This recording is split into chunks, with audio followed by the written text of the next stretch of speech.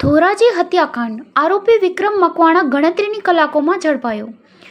ધોરાજી શહેરના શાક માર્કેટ વિસ્તારમાં થયેલા હત્યાના કેસમાં આરોપી વિક્રમભાઈ મકવાણાને રાજકોટ ગ્રામ્ય પોલીસે ટેકનિકલ સર્વેલન્સ અને બાતમીદારોની મદદથી ઝડપથી ઝડપી લીધો।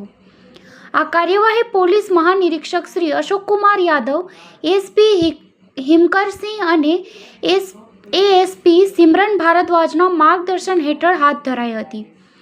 આરોપીએ બટુકભાઈ મકવાણાની માથામાં ઈજા પહોંચાડી હત્યા કરી હતી। આરોપી વિરુદ્ધ અગાઉ પણ ગુનો નોંધાયેલો છે।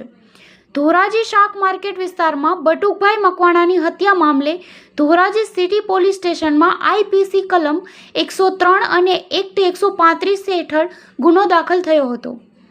આરોપી પર અગાઉ પણ પ્રોહિબિશન કેસમાં ધરપકડ થયો હતો। આ ઝડપથી શહેરમાં સુરક્ષાનો ભરોસો વધ્યો છે। Reporter Rajubhai Bagda, DG news, Dhoraji. તારીખ 25 જૂન 2025 ના રોજ ધોરાજી સિટી પોલીસ સ્ટેશનમાં ભારતીય ન્યાય સંહિતાની કલમ 103A અને ગુજરાત પોલીસ અધિનિયમની કલમ 135 મુજબ ગુના દાખલ કરવામાં આવેલ છે।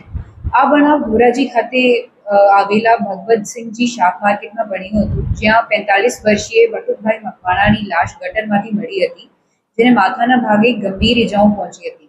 ફરિયાદી તરીકે બટુકભાઈની પત્ની જણાવ્યું હતું કે તારીખ 24 જૂનના રોજ વિક્રમભાઈ મકવાણાને મળવા માટે એમના પતિ ગયા હતા, પરંતુ પરત ન આવતા તેઓએ શોધખોળ શરૂ કરી હતી। તપાસમાં ખુલ્યું છે કે ઘટનાના પૂર્વે મૃતક અને આરોપીએ મળીને શરાબ પીધી હતી અને વધારાની શરાબ માટે કોણ પૈસા આપશે એ મુદ્દે થયેલા ઝઘડામાં આરોપીએ પથ્થરથી હુમલો કરી હત્યા કરી દીધી। આરોપીને ધોરાજી સિટી પોલીસ સ્ટેશનની ટીમ અને રાજકોટ ગ્રામ્યની ક્રાઇમ બ્રાન્ચની ટીમ મળીને 24 કલાકથી ઓછા સમયમાં અટક કર્યું છે। આ કેસની વધુ તપાસ હવે પીએચડી કેએસ ગર્જરના પાસે છે।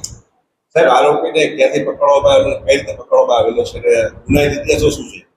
આરોપીને હ્યુમન અને ટેકનિકલ સોર્સિસથી જામકંડોરણા તાલુકાની સીમથી પકડવામાં આવેલો છે અને અગાઉ પણ આરોપી પણ પ્રોહિબિશન એક્ટનો એક કેસ છે।